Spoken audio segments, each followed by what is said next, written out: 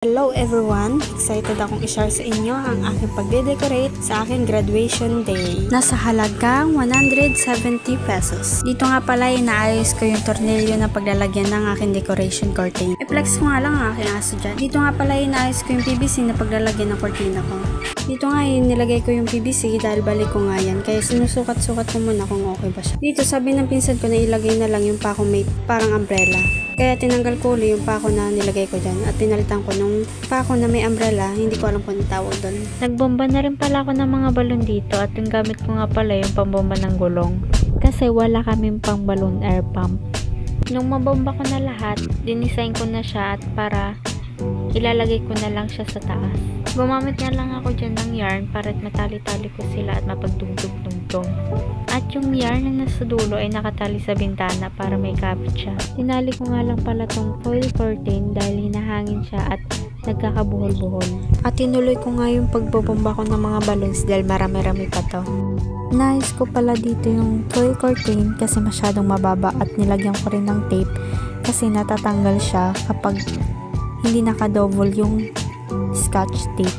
Nilagay ko na rin pala sa taas yung logo at tinali ko yung tali niya sa magkabilang dulo dyan sa may bakal na pinagkabitan ng kortina. At tinali ko na lang din to ng maayos at para hindi mahulog. Pagtapos nga yan, ay pinatay ko na yung electric fan at tinayos ko na yung foil curtain dahil nagkabuhol-buhol sila kanina sa electric fan.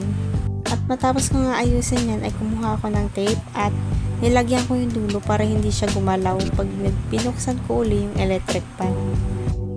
Isang tape lang pala nilagay ko dahil mahirap siya ilagay, pero okay na yun kasi madikit naman yung tape na nilagay ko. Sinunod ko na rin dito yung paglalagay ng congrats banner. Medyo gabi na rin dito at nung oras na dahil bukas is graduation ko na.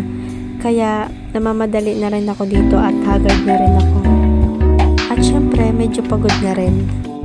Ayan, medyo pinapantay ko na siya dito at sunod-sunod ko na yung banner. Disclaimer lang pala guys, hindi ako masyadong magaling mag-design pero ito yung idea na naiisip ko at ginaya ko lang din yung picture na nakita ko sa online. Nung matapos ko nga maglagay ng banner, nagbomba uli ako ng logo para ilagay dyan sa gilid at may design naman kahit papaano.